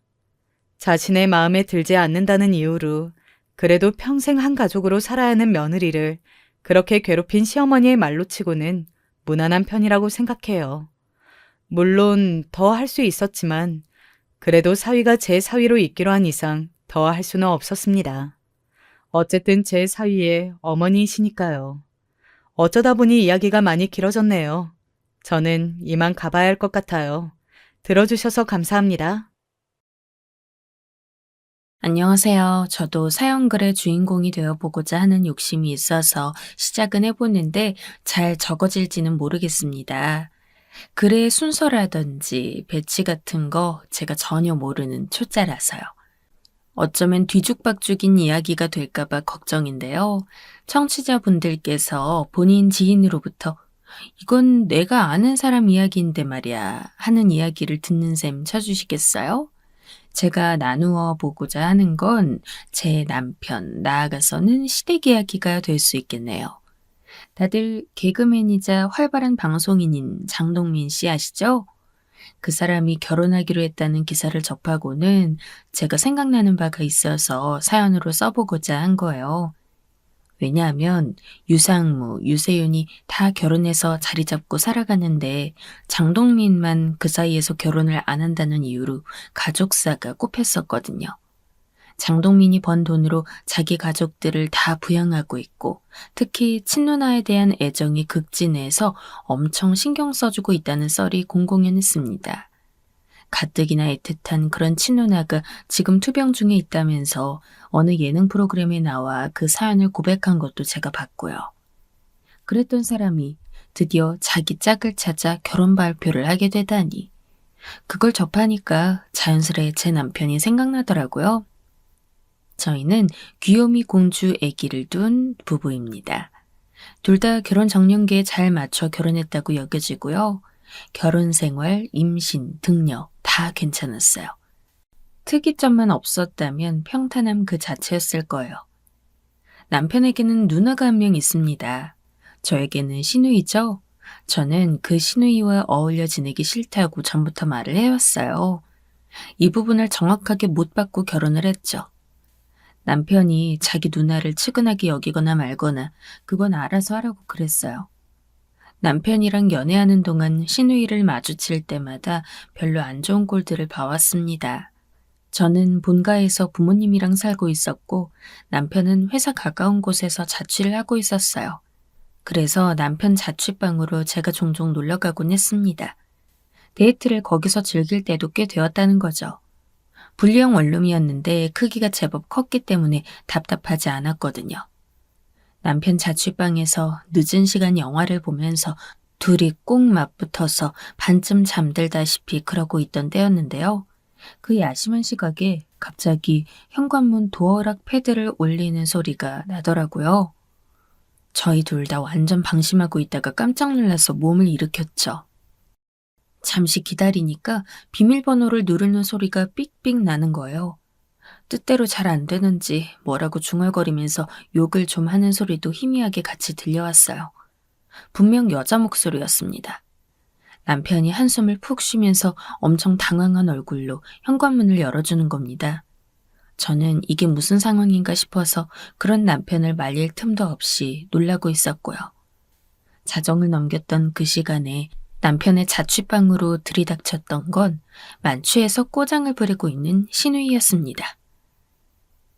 와, 열렸다. 속 뒤집어진다. 토할 것 같아. 누나, 이 시간에 무슨 일이야?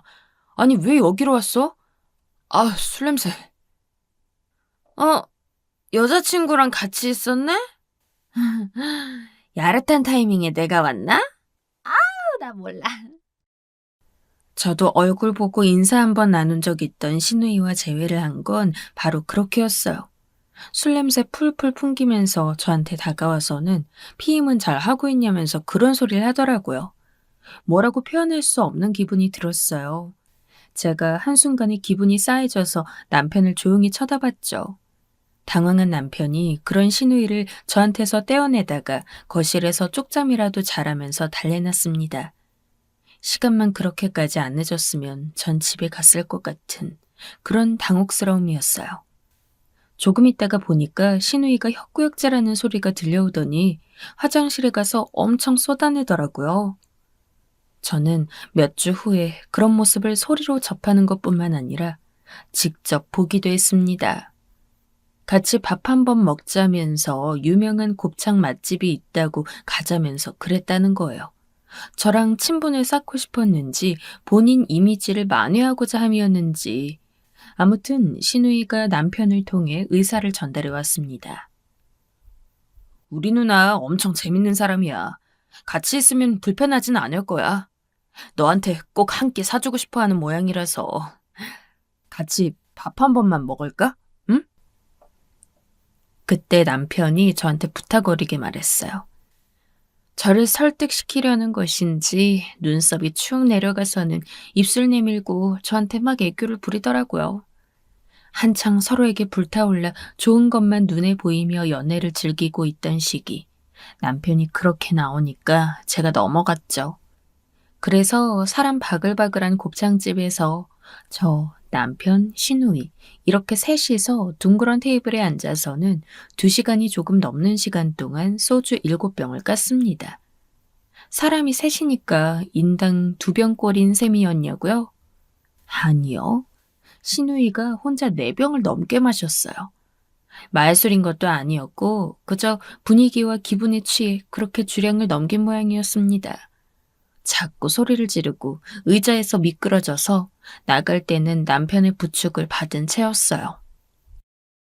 곱창집 화장실에다가 토를 질펀하게 해놔서 사실상 쫓겨난 것이었습니다.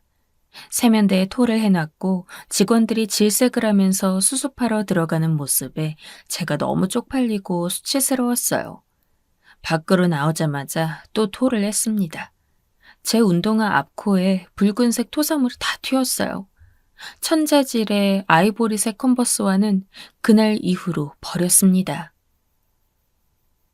뭘 봐. 에이씨, 토하는 사람 처음 보냐?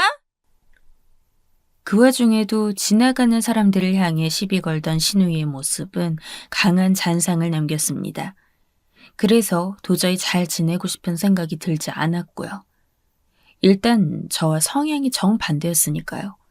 남편한테도 신우이한테 제 연락처 따로 주거나 하지 말라고 진지하게 경고를 했습니다.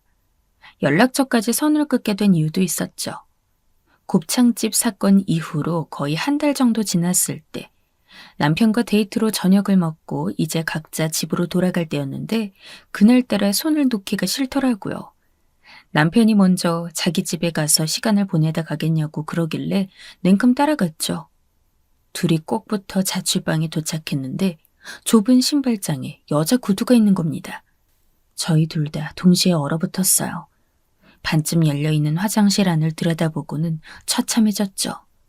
신우이가 용변 보느라 내렸던 바지춤을 제대로 갈무리도 하지 않은 채로 화장실 바닥에 엎어져 있더라고요. 살짝 코를 골며 자고 있었고 은은하게 술 냄새가 풍겼습니다. 진짜 이 사람은 전혀 저랑 다른 부류의 종자구나. 이해할 수도 없고 이해하기도 싫은 사람이다. 전 이렇게 못 박았어요. 그래서 남편한테 제가 신우이 연락을 행여나 따로 받게 되면 바로 이별이라고 경고까지 하게 되었던 거고요.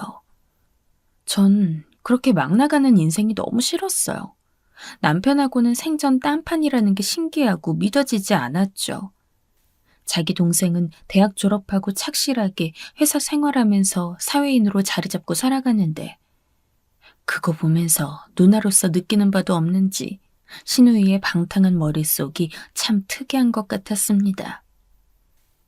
저랑 남편 두 사람의 관계는 전혀 문제가 없었고요. 더 만나다가 자연스럽게 결혼 이야기가 오가게 되었어요. 기정사실화가 되었을 때 시댁 가서 저녁을 함께 먹었는데 저, 남편, 시어머니 그리고 신우이가 한 자리에 있었어요. 시부모님은 별거 중이었어요. 시아버지께서는 시골댁을 왔다 갔다 하면서 지내고 계셨는데 두 분 사이가 좋지 않았으므로 사실상 별거라고 남편이 그랬습니다. 시어머니는 고지식한 느낌을 풍기는 분이었는데요. 말투도 어딘가 꼬장꼬장하고요. 그런데 그려 너희는 너희대로 알아서 살아 이러는 스타일이에요. 가끔은 호탕한 중년 아저씨의 기운이 느껴지기도 합니다. 맞으라고 있는 누나가 저 모양이니? 동생이라도 먼저 빨리 장가를 들어야지. 결혼 너무 좋아. 너무 잘 됐어. 첫째보다 둘째가 먼저 결혼하게 된 상황을 시어머니는 전혀 개의치 않아 하셨죠. 참고로 시어머니는 시어머니와 살기 답답하다고 진작에 원룸에서 자취 중이었어요. 멀쩡히 자기 자취방이 있는데도 술 먹고 놀라다닌 동네랑 남편의 자취방이 더 가까울 때면 거기로 기어들어가서 민폐를 끼쳤던 거죠. 식사 후 과일을 나눠 먹으며 편한 자리가 이어졌는데 무슨 얘기가 오가다가 시어머니가 갑자기 울컥하셨는지 신우이를 갈구셨어요. 도대체 언제 멀쩡한 직장 다닐 거냐면서 혼을 내시더라고요. 저는 예의상 대충 흘려들은 척, 못 들은 척하며 남편과 딴청을 피워주었습니다만 속으로는 쌤통이라 여겼어요. 사지 멀쩡한 신우이가 직장을 다니다 말다 하면서 허송세월하는 꼬라지, 그 사실 자체가 별로였거든요. 들어가는 곳마다 안 맞는 걸 어떡하라고. 나 지금 예민하니까 너무 건들지 마, 엄마. 얼씨구, 무서워 죽겠네. 야, 너 어디 들어가냐? 방구석엔 왜 기어들어가? 사과마저 안 처먹냐? 안 먹어. 맨날 나만 보면 잔소리. 아주 못 잡아먹어서 안달이잖아. 에휴, 저거는 지 애미를 닮아서 역마살이 꼈는가. 한 곳에서 일도 못하고 사람 구실은 언제 할 건지. 신우이가 들어간 방문을 노려보는 시어머니 표정이 엄청 살벌해서 제가 흠칫했어요. 절 쳐다보시는 표정은 다시 풀어져서 부드러워 보였지만요. 저는 이제 그만 일어나 가보려고 했는데 신우이가 따로 얘기 좀 하자면서 부르더군요. 탐탁치 않았지만 따라서 방으로 들어가 봤습니다. 저한테 자기 핸드폰 내밀면서 카톡방 하나를 보여주더라고요. 만난 지 2달 된 남자인데 지난주부터 갑자기 자기 연락을 씹는다는 거예요. 카톡을 안 보길래 오늘 오전에 문자를 따로 보냈더니 나보고 스토커냐면서 욕을 하더라고. 나 차단당한 것 같아. 이 사람 왜 이러는 걸까? 갑자기 무슨 일이 생겨서 나한테 이러는 건지 난 모르겠거든. 신우이의 말을 들으며 대화 내용을 살펴본 저는 금방 그 내막이 짐작 갔어요. 신우이랑 어떻게 한번 재미를 봐보려고 갖은 수를 썼던 놈이 목적 달성을 하고 나서 흥미를 잃어버린 꼴이었습니다. 그냥 포기하세요. 이 사람 이미 마음 뜬 것 같은데요. 뭐? 그럴 리가 없어. 우리 둘이 괜찮았는데? 무슨 사정이 있는 거 아닐까? 제발 떨어져 나가달라고 고사를 지내는 놈인데 사연은 무슨요? 나이가 몇인데 이런 놈한테 놀아나고 있으며 상황 판단도 못하고 있고 게다가 자기가 듣고 싶은 대답만 기다리면서 저한테 의견을 구하는 걸 보니까 어이가 없었습니다. 저랑은 정말 맞지 않는 인물이란 생각만 거듭해서 들었고요. 신우이가 자기 앞길 똑바로 못 닦고 사는 사람이라 이런 가족을 둔 남편이라서 결혼하며 불안하기는 했어요. 그래도 남편처럼 저를 잘 맞춰주는 상대를 다시 만나긴 힘들 것 같아서 결혼까지 갔어요. 저의 친언니가 26, 조금은 일찍 결혼을 했는데 형부가, 이런 표현 살짝 그렇지만 날티가 나요. 양아치 기운? 그런 게 있습니다. 언니가 형부의 그런 기질 때문에 속으로 앓고 사는 거 전 알고 있고요. 결혼하고 시간이 지날수록 번질거리는 형부의 모습을 더더욱 꼴보기 싫다고 늘 그러더라고요. 게다가 형부가 주변에 아는 여자들도 많은 것 같아서 항상 신경이 쓰이는 모양이었죠. 반면 제 남편, 마당발하고는 거리가 먼 사람입니다. 친구 몇 명하고만 계속 돌아가면서 놀고 술은 좀 마시지만 담배는 절대 안 피워요. 노는 친구들도 전부 비흡연자들이에요. 이런 특징들이 전 마음에 들었고 좋았습니다.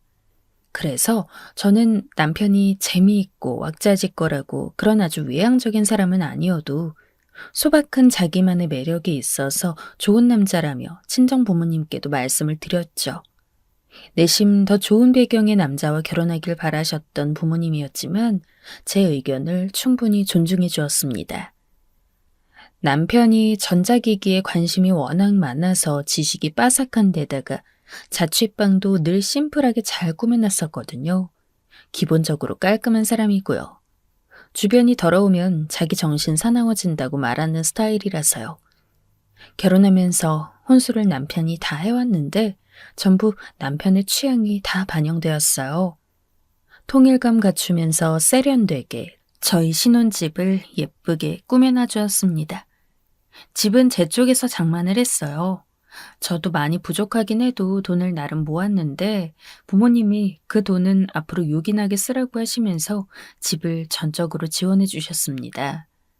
이때 신우이가 결혼을 한다 만다 얘기가 나왔어요. 우리가 당연히 돈을 보태줘야 하지 않을까? 그런데 남편이 저한테 그런 소리를 하는 겁니다. 돈? 무슨 돈? 설마 내 돈? 제가 얼마나 황당했던지요. 그래서 살짝 싸웠습니다. 그런데 그럴 필요가 없겠시리 신우이 결혼이 무산되었어요. 상대가 누군지 불붙어서 결혼하겠다고 설치더니 금세 헤어진 모양이었죠. 아휴, 괜히 부부간의 의만 상했어요. 남편이 그래도 저한테 진심 어린 태도로 사과해서 저도 금방 기분이 풀어졌었네요. 제가 시댁에다가 신우이를 못마땅해 하는 걸 티를 낼 필요는 전혀 없었습니다. 시어머니께서 항상 저를 보면 먼저 걔는 강산이 변해도 철이란 게 절대 안 들어. 마음에 드는 구석 한 가지가 없다니까. 신우이의 흉을 보아서 제가 민망해질 정도였으니까요. 신우이는 자기 친한 언니랑 수제 맥주집을 하겠다고 그랬어요. 금세 오픈 준비까지 들어가더라고요. 오픈 후에 제가 날을 잡아서 가보려고 했는데 임신 사실을 마침 알게 되는 바람에 저는 패스했고요. 대신 남편이 자기 친구들과 몇 번 가줬습니다. 그런데 운영이 잘 안 됐어요. 게다가 재수없게도 미성년자들이 남의 신분증을 가지고 들락날락했던 사실이 밝혀지면서 일이 커졌습니다. 그러면서 신우이가 그 언니랑 많이 다퉜다네요. 결국 신우이는 돈과 시간과 체력만 날리고 거기서 빠져나왔습니다. 남편이 손 털고 나오라고 적극 말을 했나 보더라고요. 내가 앞으로 누나한테 절대 동업하지 말라고 그랬어. 누나한테 누나는 누구랑 일하는 성격 못 되고 누구 밑에서도 일을 잘하는 거 아니니까 생각 잘하라고 말해줬지. 그 정도로 근무 환경을 못 맞추면 그럼 뭐 병신이란 건가요? 너무 당황스러웠죠. 남편한테 시누이 일에 너무 신경 쓰는 거 그만하라고 했습니다. 자꾸 신경 쓰고 참견하려 드는 게 너무 보였거든요. 딸을 임신한 저는 출산 직전에 육아휴직을 썼어요.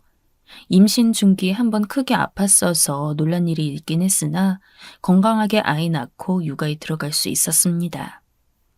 그리고 저 복직할 때 정말 감사하게도 남편이 회사에서 좋은 편의를 받아 육아휴직을 쓰게 되었어요. 남편이 원래도 주식을 조금씩 했는데 육아휴직으로 집에 있는 동안 아기 보면서 본격적으로 주식에 집중을 하는 모양이었어요. 제가 지켜봤던 남편은 주식으로 큰 재미는 못 보더라도 절대 위험하게는 투자를 안 하는 사람이었습니다.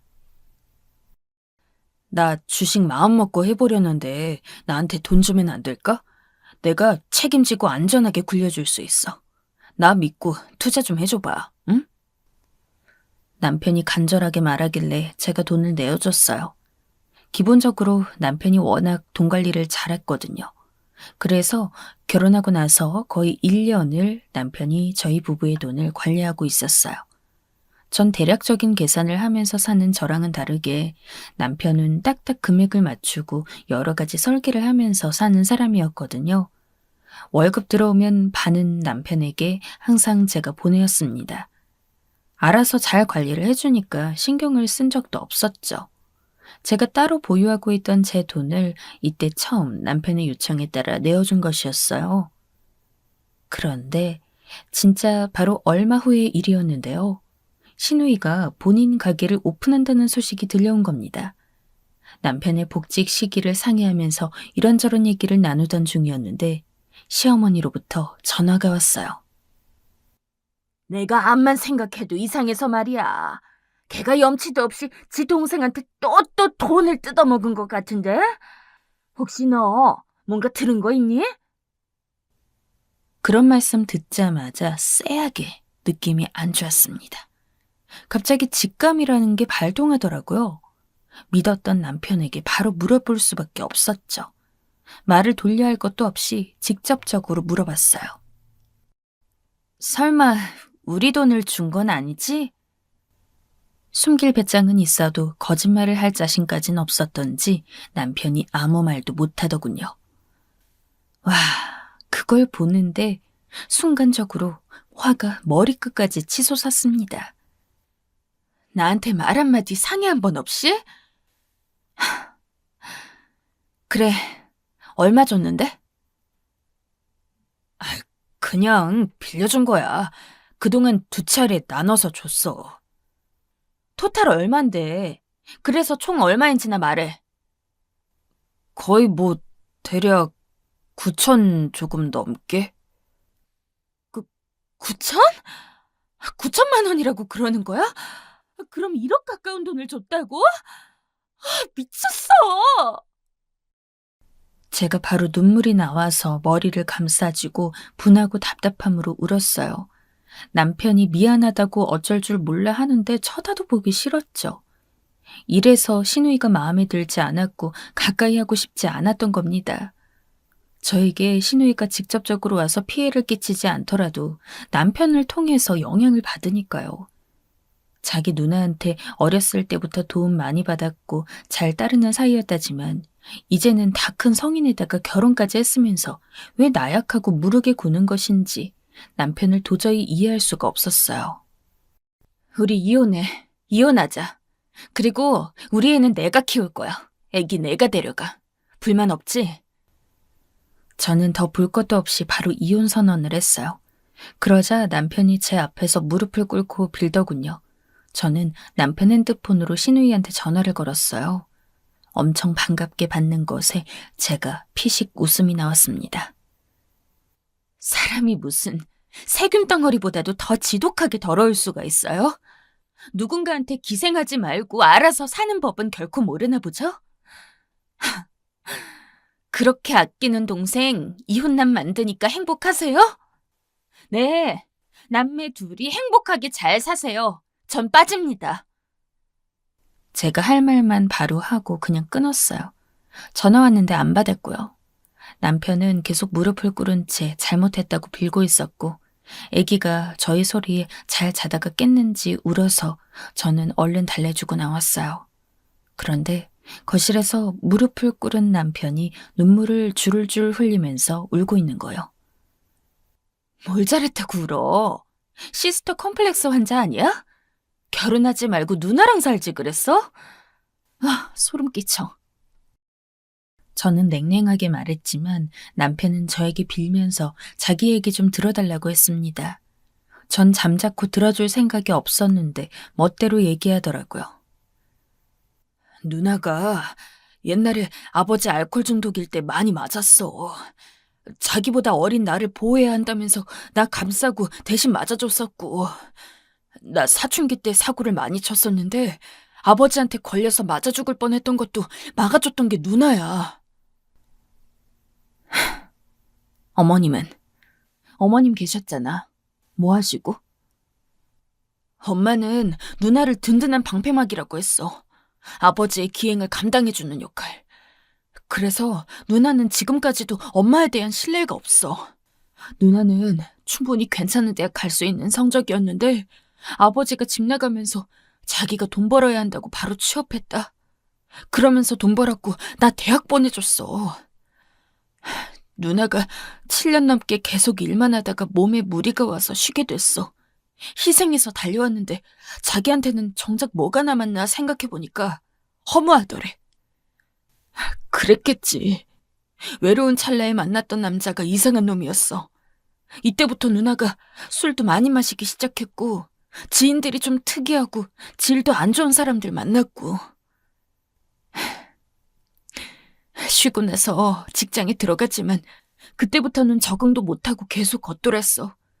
그때 또 심적으로 지친 누나를 위로해주겠다는 빌미로 접근한 나쁜 새끼들이 연달아 있었던 거야.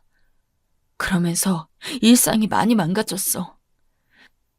나는 누나가 뒷바라지 해준 덕에 대학도 가고 졸업까지 해서 취업을 했는데 죄책감이 항상 속에 있었던 것 같아. 우리 결혼하는 거 보면서 누나도 자기 인생 안정적으로 정착해보고 싶다 그래서 동업 시작했다가 망하고, 그런데 자기 사업하는 게 맞는 것 같다고, 자기 걸 욕심내보고 싶다고 하는데 내가 어떻게든 지원해주고 싶었어. 누나가 동업 그것 때문에 2천 가까이 빚이 있어서 그것도 갚아주려고 처음에 4천만 원을 줬어. 그런데 초기 자본금이 생각보다 더 들더라고. 빚 갚으면 남는 게 너무 얼마 안 되니까. 그래서 돈을 또 줬던 거야.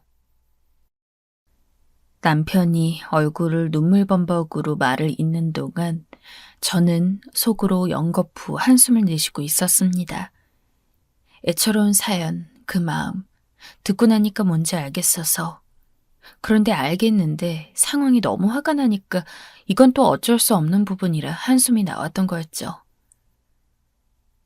그런데 나 생각 없이 투자는 절대 안 하거든. 누나가 하겠다는 자기 일이 잘 될 거라고 생각해서 내가 그런 판단 내려서 돈을 빌려준 거야. 그래서 5천만 원을 더 준 거고. 정말 미안하다. 내가 미안해. 머리 아프고 짜증나서 계속 남편이 하는 말만 듣고 있는데 그때 시누이가 저희 집으로 왔어요. 안 보고 싶었습니다. 집 안으로 들여보내줄 생각이 없었으나 간절한 소리가 들려와서 일단 문을 열어주었습니다. 시누이가 대뜸 신발장에서 무릎을 털썩 꿇었어요. 정말 미안해. 나 그냥 가게 안 할게. 나까짓 게 무슨 내 걸 해보겠다고. 미쳤었나 봐. 두 사람 파탄 내고 싶지 않아. 안으로 들어오지도 않고 당연히 신발 신는 곳이니 더럽다면 더러운 공간에서 무릎을 꿇으며 고개를 조아리는 신우의 모습에 전 할 말을 잃었습니다. 지금 물은다면 손해가 나겠지만 그래도 그렇게 할게. 이렇게 빵꾸난 건 내가 되는 대로 어떻게든 갚을 거야. 그거 올케 돈이 당연히 들어갔을 거라는 거 나 알고 있었어. 그러면서 모르는 척하고 받았어. 미안해. 미안할 일이면 하지를 마셨어야죠. 왜 그렇게 직접 가게를 운영하시려고 했던 건데요? 나도 알아. 나 무능력하고 찌질한 거. 올케 눈에 내가 어떻게 보일지도. 신우이가 눈물을 떨구면서도 힘없이 웃는 모습에 저는 뜨끔한 기분을 느꼈습니다.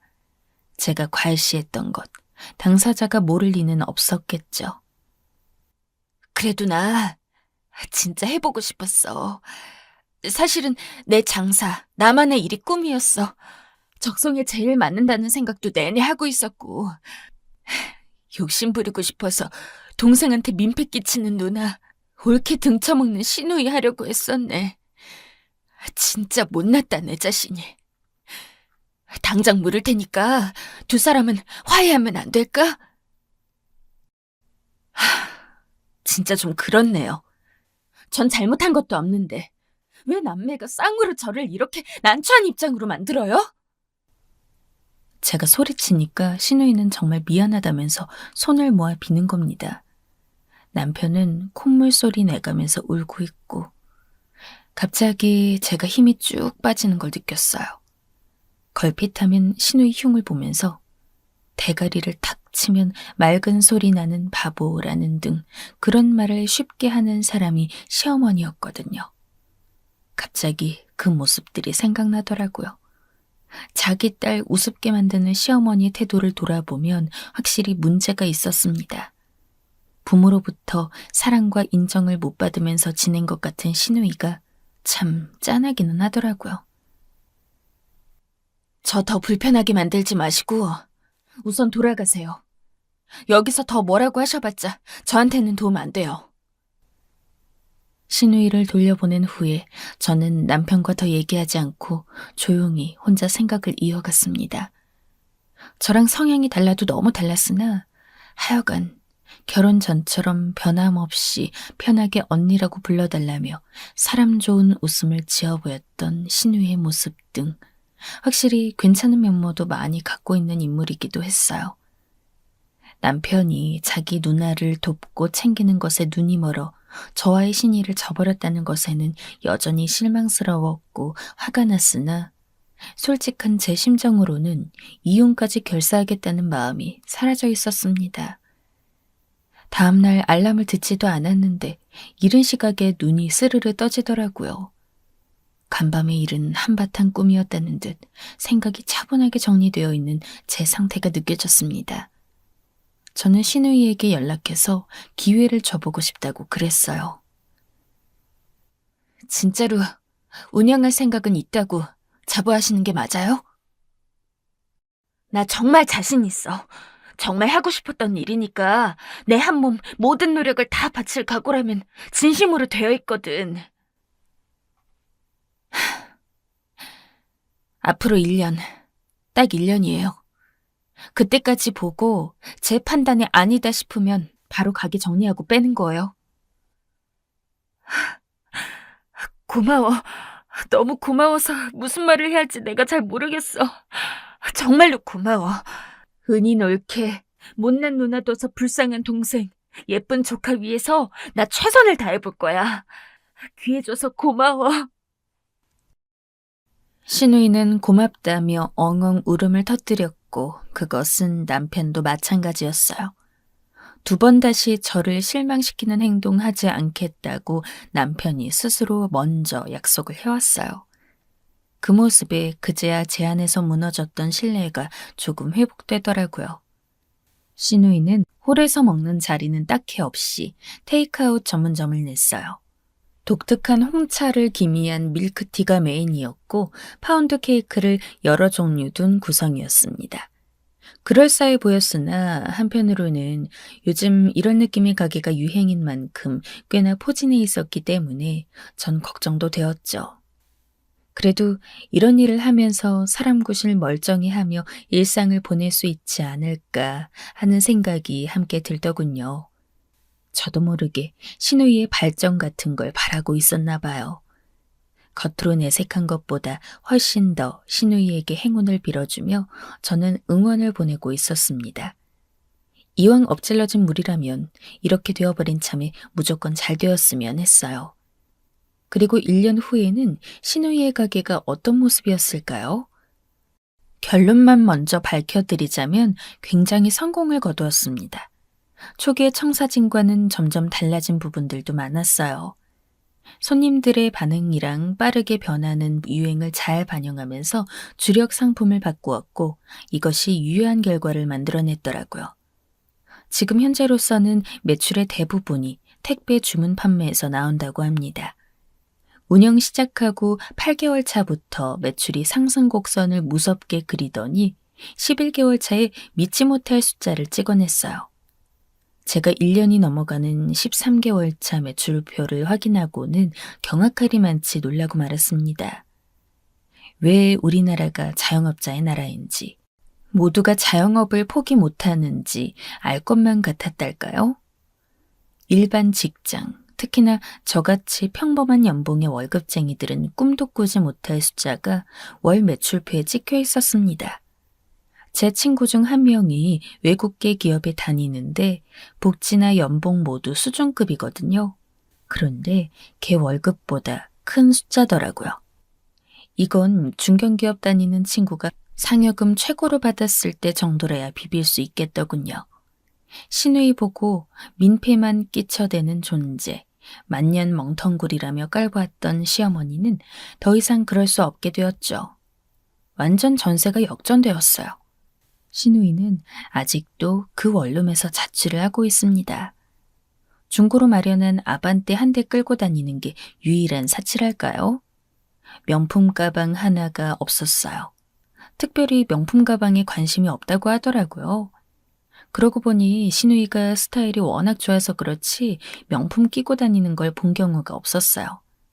왠지 명품 좋아하고 사치를 즐겨할 것 같은 이미지라고 처음에는 여겼는데 제가 착각했던 것이죠.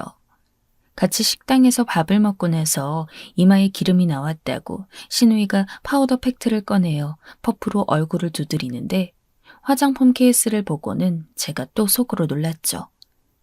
그 흔한 헤라도 아니고 아이오페도 아니고 저가 브랜드인 이니스프리 로고가 그려져 있던 거예요. 이럴 수가. 너무 깜짝 놀랐네요. 그리고 사람 심리가 참 웃긴 게요. 장사 잘 되는 대박집 사장님으로 바라보니까 신우이가 다르게 보이는 거예요. 한없이 가볍고 염치도 없고 그저 경박스러운 줄로만 알았는데 점점 소탈하고 꾸밈 없고 가식을 안 부리는 사람으로 보였습니다. 이제 와서 말해보는 건데 나 처음부터 되게 옳게 눈치 보였었다? 잘 사는 집 딸내미라고 하니까는 내가 안 그러고 싶어도 어쩔 수 없이 조심스러워지더라고. 전보다 확실히 기운이 밝아진 것 같은 게 보이는 신우이는 저에게 은근한 속내도 털어놓았어요. 그래서 저도 사실은 선입견이 있었고 처음에 좋게 보지 않았다고 그렇게 솔직한 말들을 건네보았습니다. 감추어두었던 감정을 겉으로 털어놓고 나니까 서로가 편해진 게 느껴졌어요. 여자들끼리 뭔가 끈끈한 것도 생긴 듯 싶었고요. 이렇게 사업 운영 기지를 가지고 계셨으면서 공장에서 오래 일하시고 단순 사무직만 오가시고 그간 어떻게 억누르고 사셨어요?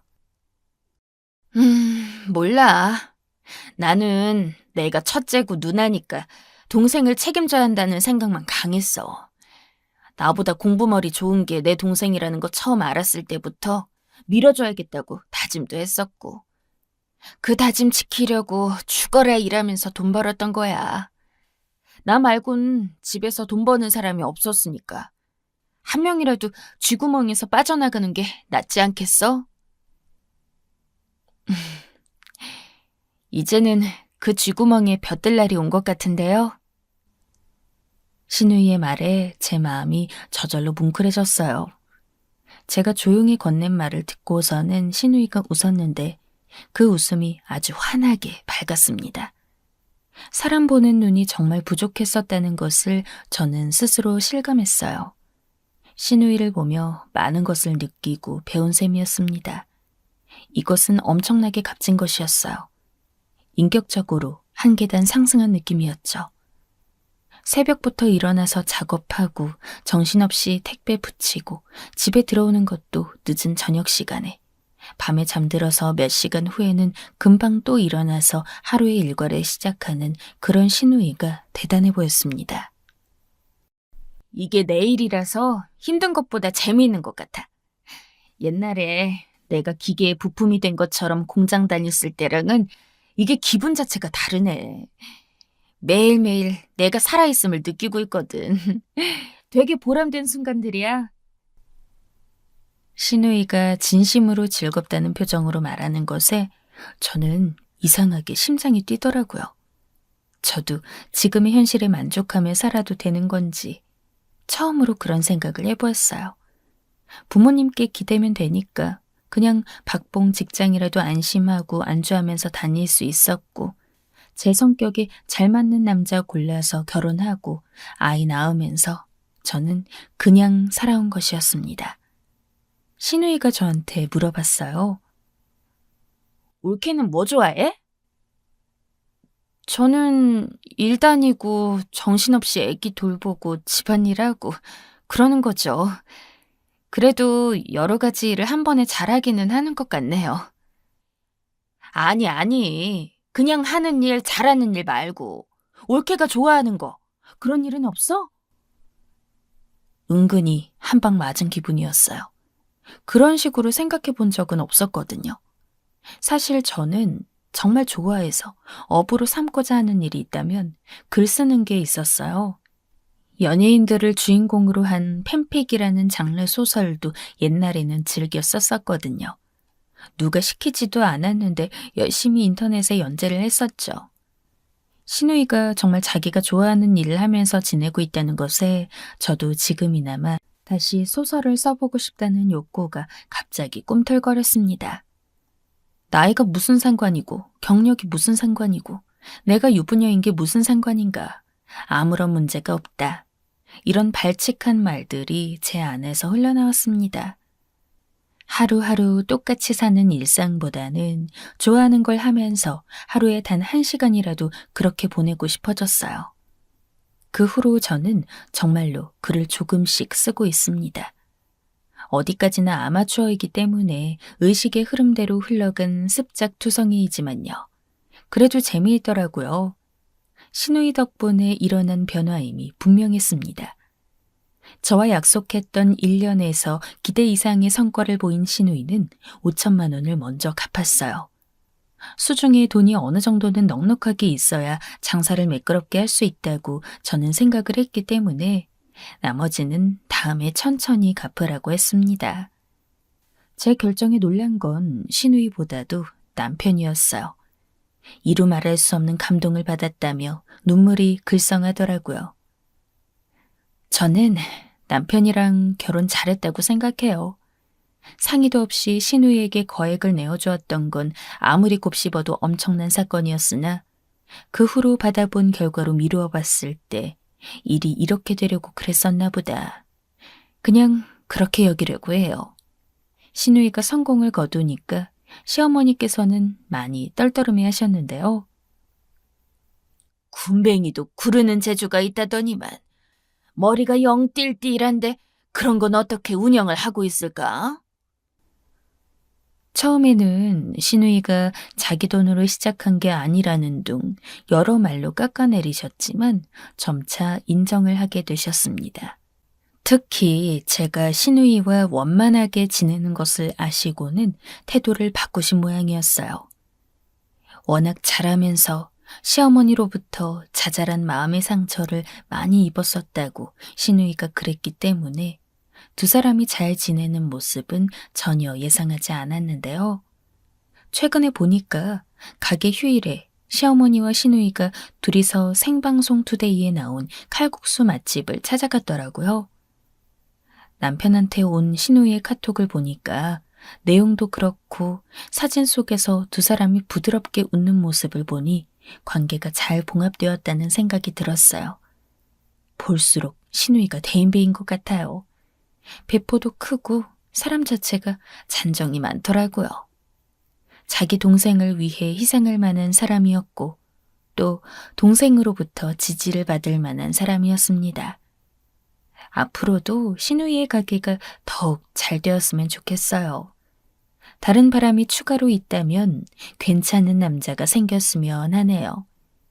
의심 적고 반대로 정은 넘치는 신우이를 이용해 먹으려는 나쁜 놈이 아니었으면 해요. 신우이한테 새로운 상대가 생긴다면 저랑 남편이 눈 크게 뜨고 괜찮은 놈인지 아닌지 유심히 지켜봐줘야겠어요. 혹시 결혼을 한다 그러면 제가 또 큰 턱을 쏴줘야죠. 일련의 일들이 있었으나 어쨌든 모든 것이 잘 풀렸고 지금은 너무나도 모두가 잘 지내고 있습니다. 사실 저는 그 어느 때보다도 내적으로 풍족한 날들을 보내고 있네요.